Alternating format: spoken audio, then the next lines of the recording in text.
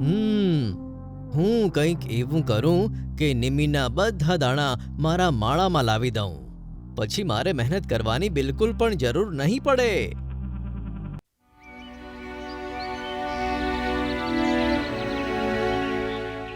નિમ્મી ચકલી ઝાડ પર બેઠી રડી રહી હતી. ત્યાં જ ચિંકુ પોપટ આવ્યો. નિમ્મી બહેન, શું થયું? તમે કેમ રડી રહ્યા છો? શું કહું ભાઈ, મારા બંને બચ્ચાઓ બીમાર છે. અરે બચ્ચા બીમાર છે તો તું તેનો ઈલાજ કેમ નથી કરાવી રહી? આમ તો બાળકો વધુ બીમાર પડી જશે. ભાઈ, હું તો ઈલાજ કરાવવા માંગુ છું, પણ તને તો ખબર છે ઉલ્લુ વૈદ્યને ત્યાં અગર કોઈનો પણ ઈલાજ થાય છે તો એને બદલામાં દાડમના દાણા આપવા પડે છે. એના વગર કોઈનો ઈલાજ નથી કરતો. અરે તું તેની પાસે તો જા. તું તેની સાથે વાત કેમ નથી કરતી? ભાઈ, તમારી વાતથી મને થોડી હિંમત તો મળી છે. હું હવે ઉલ્લુ વૈદ્ય પાસે જાઉં છું અને એને મદદ કરવા માટે કહું છું. નિમ્મી રડતી રડતી ઘુવડ વૈદ્ય પાસે જાય છે. શું થયું નિમ્મી? કેમ રડી રહી છે? મારા બચ્ચા બહુ જ બીમાર છે. બીમાર છે તો ઈલાજ કરાવી લે.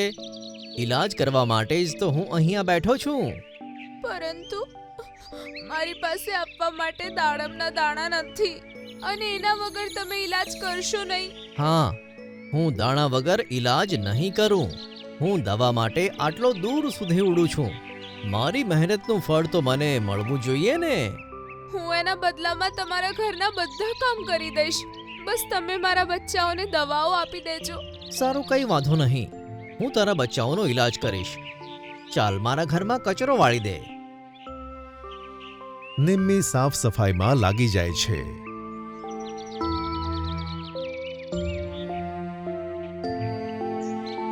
બપોરના સમયે ચલો હવે મારા ઘરે આવીને મારા બચ્ચાઓને જોઈ લો.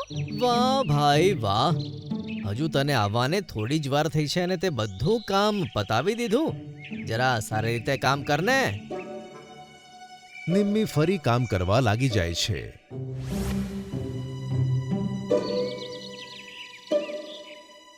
સાંજના સમયે હવે તો મારા બચ્ચાઓને જોઈ લો. કાલે પાછી કામ પર આવી જજે. કાલે કામ પતી જશે પછી બચ્ચાઓનો ઈલાજ કરીશ. નિમ્મી ઉદાસ થઈને ઉડી જાય છે અને પાછી પોતાના માળામાં પોતાના બચ્ચાઓ પાસે પહોંચી જાય છે. રાતમાં નિમ્મીના બચ્ચા નિમ્મીને કહે છે, મમ્મી, અમને બહુ જ ભૂખ લાગી છે. અમને કંઈક ખાવા માટે આપો ને. આટલી રાત્રે હું શું લાવું બચ્ચાઓ? ઠીક છે, ઊભા રહો, હું કંઈક કરું છું. નિમ્મી રાત્રે માળામાંથી ઉડી જાય છે અને ખાવાનું શોધવા લાગે છે. તેને એક દાડમનો દાણો મળી જાય છે અને પાછી પોતાના માળા તરફ ઉડી જાય છે. રસ્તામાં તેને એક ચમકીલી ચકલી જોવા મળે છે જે રડી રહી હતી. શું થયું બહેન? તું તો બહુ સરસ દેખાય છે, તો રડે કેમ છે? હું બીમાર છું અને 5 દિવસથી ભૂખી છું. મેં કંઈ જ નથી ખાધું. લે, મારી પાસે દાણા છે, તું આને ખાઈ લે. એમ તો હું મારા બીમાર બચ્ચાઓ માટે લઈને જઈ રહી હતી, પણ તું વધારે ભૂખી લાગે છે. ચમકીલી ચકલી તેનું ખાવાનું ખાઈ જાય છે. ખાવાનું ખાતા જ ચકલી કાળા કાગડામાં બદલાઈ જાય છે અને તે કહે છે, નિમ્મી, હું યમરાજ છું અને પક્ષીઓના પ્રાણ હું કાગડાના સ્વરૂપે જ લઉં છું અને હું તારા પ્રાણ લેવા જ આવ્યો હતો અને તારી અચ્છાઈની પરીક્ષા કરી રહ્યો હતો. હું ખૂબ જ ખુશ થયો. હું તમારી સાથે જવા માટે તૈયાર છું, પણ મને જોઈએ છે કે મારા બચ્ચાઓ સ્વસ્થ થઈ જાય, પછી હું તારી સાથે આવીશ. સારું, તો ઈલાજ કરાય તારા બચ્ચાઓનો. આ લે, આ ટોપલીમાં દાડમ ભર્યા છે. નિમ્મી દાડમ ભરેલી ટોપલી લઈને પોતાના માળામાં જાય છે. બીજા દિવસે પોતાની ચાંચમાં 2 દાડમના દાણા ભરાવીને તે વૈદ્ય પાસે જાય છે. દાડમના દાણા જોતાં જ, વાહ નિમ્મી, તે તો કમાલ કરી દીધી. હવે તારા બચ્ચાઓનો ઈલાજ થઈ શકે છે. ચાલ, હું તારા બચ્ચાઓને જઈને જોઉં છું. બંને માળામાં આવે છે. વૈદ્ય બચ્ચાઓને દવા આપે છે. નિમ્મી વૈદ્યને માળામાં જ દાણા આપે છે. દાણા જોઈને ઘુવડ કહે છે, અરે તારી પાસે દાડમના આટલા બધા દાણા કેવી રીતે આવ્યા? નિમ્મી ગઈ રાત્રે બનેલી યમરાજ સાથેની વાત જણાવે છે. વૈદ્ય જતા જતા વિચારે છે, હું કંઈક એવું કરું કે નિમ્મીના બધા દાણા મારા માળામાં લાવી દઉં. પછી મારે મહેનત કરવાની બિલકુલ પણ જરૂર નહીં પડે. તે એક યુક્તિ વિચારે છે અને રાત્રે પોતાના ગળામાં પથ્થરની ગદા બનાવીને લટકાવી દે છે અને નિમ્મીના માળાની બહાર આવી જાય છે. નિમ્મી, બહાર આવ. તમે કોણ છો? આજો યમની ગદા. હું યમદૂત છું અને તેમના કહેવાથી જ હું આવ્યો છું. યમરાજનો આદેશ છે કે તેમણે તને જે દાડમના દાણા આપ્યા હતા તે પાછા આપી દે. ઠીક છે, જે ભગવાનનું છે એ ભગવાન પાસે જશે. મારા બચ્ચાઓ તો હવે સ્વસ્થ થઈ ગયા છે. તે બધા દાડમના દાણા માળાની બહાર મૂકી દે છે. ઘુવડ દાડમના દાણા લઈને ઉડી જાય છે. ત્યાં જ કાગડા રૂપી યમરાજ તેને જુએ છે અને કહે છે, તને બહુ લાલચ છે અને લોકો સાથે છેતરપિંડી કરે છે. હવે જો તારું શું થાય છે ઘુવડ? કાગડાના રૂપમાં રહેલા યમરાજ પથ્થરની ગદાને તેના ગળામાં જ સ્થાપિત કરી દે છે. ઘુવડ ઘરે જઈને ગદા નીકાળવાનો પ્રયત્ન કરે છે, પણ તે નીકાળી જ નથી શકતો. જેવો તે ગદાને નીકળવા જાય છે તે ગદા વધારે ને વધારે ભારે થઈ જાય છે, જેના કારણે તે ખૂબ જ હેરાન થાય છે. બીજા દિવસે પક્ષીઓ તેની નમેલી ગરદન જોઈને તેનો મજાક ઉડાવે છે. પછી નિમ્મી તેની પાસે આવે છે. ઘુવડ નિમ્મીને કહે છે, બહેન, મને માફ કરી દે. મેં કાવતરાથી તારા બધા દાડમના દાણાને પોતાના બનાવ્યા. તેની જ સજા મને મળી રહી છે. મને માફ કરી દે અને તારા ભગવાનને જઈને કહે કે મારી ગરદનનું વજન ઓછું કરે. જ્યારે ભગવાન મને લેવા આવશે તો હું એમને કહીશ કે તારું દુઃખ ઓછું કરી દે. પછી સાંજે તે જ કાગડા રૂપી યમરાજ નિમ્મી પાસે આવે છે અને કહે છે, ચલ નિમ્મી, તારો ટાઈમ થઈ ગયો છે. હું જરૂર આવીશ. મારા બચ્ચાઓ પણ હવે સ્વસ્થ છે. પણ મહારાજ, તમને વિનંતી છે કે વૈદ્યની પરેશાની ઓછી કરી દો. આખરે એને મારા બચ્ચાઓનો ઈલાજ કર્યો છે. નિમ્મી, તું ખૂબ દયાળુ છે. તારા કહેવાથી જ હું તેને માફ કરું છું. ઘુવડની ગદા ગાયબ થઈ જાય છે. પછી નિમ્મી યમરાજની સાથે જતી રહે છે. અરે વાહ, કેટલા તાજા અને સ્વાદિષ્ટ ઈંડા છે. આમ કહીને તેણે પોતાનું મોઢું ખોલ્યું અને એક ઈંડું ગળી ગયું. આજે તો લોટરી લાગી ગઈ છે યાર. આમ કહીને તેણે બીજું ઈંડું પણ પોતાના મોઢામાં મૂક્યું અને ગળી ગયું. આજે તો ખરેખર મજા આવી ગઈ. હવે હું આરામથી મારા દરમાં જઈને સૂઈ જાઉં છું. જો કોઈએ જોઈ લીધું તો કાલની વ્યવસ્થા નહીં થઈ શકે. સંજયવન એક ખૂબ જ સુંદર જંગલ હતું. અહીંયા લીલાછમ વૃક્ષો, પહાડ અને એક મોટું તળાવ હતું. તળાવમાં કેટલાક બતકોનું જૂથ રહેતું હતું અને બધા જાનવર ત્યાં પાણી પીવા પણ આવતા હતા. તે જૂથમાં ડક અને ડ્રેક નામનું એક જોડકું હતું.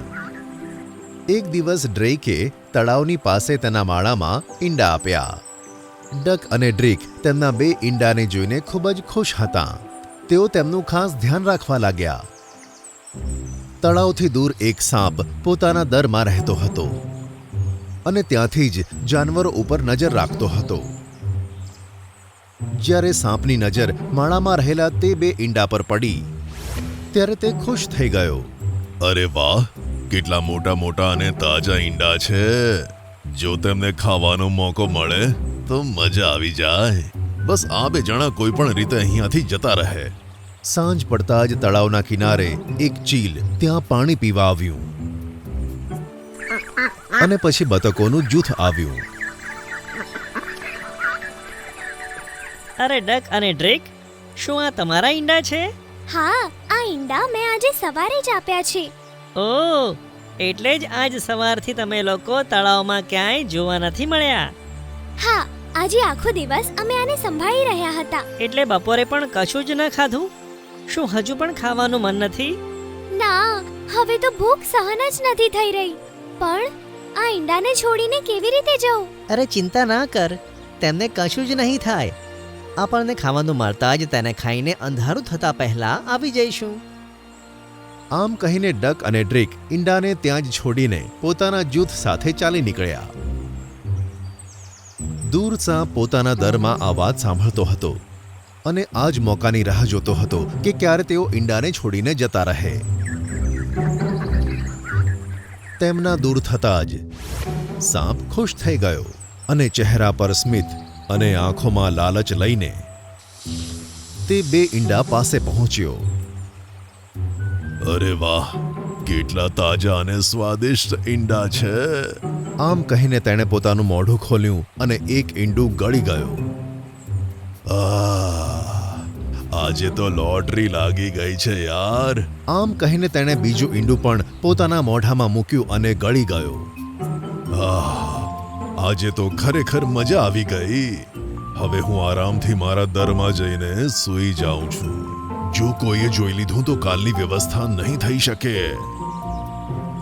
આમ કહીને તે પોતાના દર તરફ રવાના થયો અને અંદર જઈને સૂઈ ગયો. જ્યારે ડક અને ડ્રેક જૂથમાંથી છૂટા પડ્યા પછી પોતાના માળા પાસે પહોંચે છે તો પોતાના માળામાં ઈંડા ન જોઈને ચોંકી ઉઠે છે. અરે, આપણા ઈંડા ક્યાં ગયા? તેમને તો આપણા સમૂહ સિવાય કોઈએ જોયું પણ ન હતું. તો પછી તેમને અહીંયાથી કોણ લઈ ગયું? સાંભળીને ડક વિચારે છે અને કહે છે, આપણે આ વાત જાણવા માટે એક યુક્તિ કરવી પડશે. સાંભળ. આમ કહીને ડકે ડ્રેકને એક યુક્તિ બતાવી. પછીની સવારે ડ્રેકે ફરીથી બે ઈંડાને જન્મ આપ્યો અને આખો દિવસ તેની પાસે બેસી રહ્યા. પછી સાંજ પડતા પહેલા જ ડકે કહ્યું, ડ્રેક, મને બહુ જ ભૂખ લાગી છે. ચાલ આપણે ખાવાની શોધમાં જઈએ. પણ આપણે ઈંડાને એકલા મૂકીને કેવી રીતે જઈએ? ગઈકાલની જેમ તેમને કોઈ લઈ ના જાય. મારી પાસે એક આઈડિયા છે. આમ કહીને થોડી જ વારમાં ડક પોતાના મોઢામાં થોડુંક ઘાસ લાવ્યો અને તેને ઈંડા ઉપર પાથરી દીધું. હવે આ ઈંડાઓને કોઈ જોઈ નથી શકતું. આપણે તેમને છોડીને નિશ્ચિંતપણે જઈ શકીએ છીએ. આ જોઈને ડ્રેક ખુશ થઈ અને તેઓ બંને જણા ઈંડાને છોડીને ત્યાંથી જતા રહે છે. આ ગાંડાઓને લાગે છે કે તેમની આ યુક્તિથી મારાથી ઈંડા બચી જશે. આજે તો સાંજ પડવાની પણ રાહ જોવી નહીં પડે. આમ કહીને તે જલ્દીથી પોતાના દરમાંથી બહાર આવ્યો અને બતકના માળા તરફ આગળ વધ્યો. ડક અને ડ્રેક તળાવની પાસે ઝાડની પાછળ ઊભા રહીને આ બધું જોતા હતા. જ્યારે તેમણે સાપને જોયો ત્યારે તેઓ બી ગયા. તેઓ કંઈક વિચારે તે પહેલા જ સાપ તેમના બંને ઈંડા ગળી ગયો અને ખુશ થતો પાછો પોતાના દરમાં જઈને આરામથી સૂઈ ગયો. ડક અને ડ્રેક તેમના માળા પાસે પહોંચે તે પહેલા જ સાપ ઈંડા ખાઈ ગયો હતો.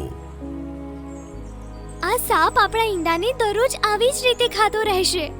તેનો મતલબ આપણે ક્યારેય આપણા બચ્ચાઓનું મોઢું નહીં જોઈ શકીએ. સાંભળીને ડક પણ નિરાશ થયો. પછી તેની નજર પેલી ચીલ પર પડી કે જે તળાવના કિનારે પાણી પીતું હતું. ગભરાઈશ નહીં ડ્રેક. આનાથી છુટકારો મેળવવા માટે કોઈ છે જે આપણી મદદ કરશે. કહીને ડકે ચીલને કહ્યું, વહાલા ચીલ, શું તું અમારો અવાજ સાંભળી શકે છે? હા, કેમ નહીં, બોલ ડક. ડકે તેને પોતાના ઈંડા અને સાપ વિશે બધું કહી દીધું. સાપની કરતૂત સાંભળીને તે ગુસ્સામાં બોલ્યું, સાપ તો એમે મારો મનપસંદ ખોરાક છે. હું તેને તેની સાચી જગ્યાએ મોકલી દઈશ. આમ કહીને બંને ચીલ સાથે મળીને એક પ્લાન બનાવ્યો. પછીના દિવસે ફરીથી ડ્રેકે બે ઈંડા મૂક્યા અને આ વખતે પણ સાપે તેમની પર નજર રાખી હતી. મને લાગે છે કે કોઈ જાનવર આપણા ઈંડા પર રાખેલી ઘાસને ખાય છે અને ભૂલથી ઈંડા પણ ખાઈ જાય છે. તો આજે તેમને આપણે આમ જ રાખીને નીકળીએ. આ સાંભળીને સાપ હસવા લાગ્યો અને બોલ્યો,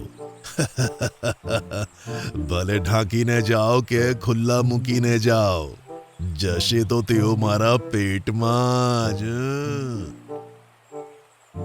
ડક અને ડ્રીક તે ઈંડાને તેમ જ મૂકીને ચાલ્યા અને તે જગ્યાએ જઈને છુપાઈ ગયા જ્યાં ગઈકાલે છુપાયા હતા. તેમના પ્લાન મુજબ ચીલ ઝાડની એક ડાળી પર જઈને બેઠું હતું. આવી રહ્યો છું મારા સ્વાદિષ્ટ ઈંડાઓ. આમ કહીને સાપ પોતાના દરમાંથી નીકળીને ઈંડા તરફ વધવા લાગ્યો. આમ કહીને જ્યારે તે ઈંડા પાસે પહોંચ્યો ત્યારે ચીલે ઝડપથી ઉડીને સાપ પર તરાપ મારી. સાપે જેવું જ ઈંડાને ખાવા માટે પોતાનું મોઢું ખોલ્યું, ચીલે તેને ઝડપી લીધો. ચીલે પોતાની ચાંચમાં સાપની ગરદન દબાવી અને આકાશમાં લઈને ઉડી ગઈ. અરે છોડ મને. અરે આ ચીલ ક્યાંથી આવી ગઈ? છોડ મને, છોડ, બચાવ. સાંભળીને ચીલ ખુશ થઈ અને ચાંચ ખોલ્યા વગર ઉડતી રહી. ઘણો સમય ઉડ્યા પછી તે એક પહાડ પર જઈને રોકાઈ. ત્યાં બીજી 2 ચીલ તેની રાહ જોતી હતી. જેવું જ ચીલે સાપને પોતાની ચાંચમાંથી નીચે મૂક્યો, બીજી બધી ચીલોએ તેની ઉપર હુમલો કર્યો. ચીલોની ચાંચના હુમલાથી સાપ અધમરો થઈ ગયો અને પછી 3 ચીલોએ સાપને પોતાનો શિકાર બનાવ્યો અને તેને ખાઈ ગયા. બીજી બાજુ ડક અને ડ્રીક પોતાના ઈંડાને સુરક્ષિત જોઈને ખુશ થયા અને મનમાં ને મનમાં ચીલને ધન્યવાદ આપતા હતા. થોડા દિવસ પછી તે ઈંડામાંથી બચ્ચા નીકળ્યા અને પછી ડક અને ડ્રીક પોતાના બચ્ચા સાથે ખુશી ખુશી રહેવા લાગ્યા.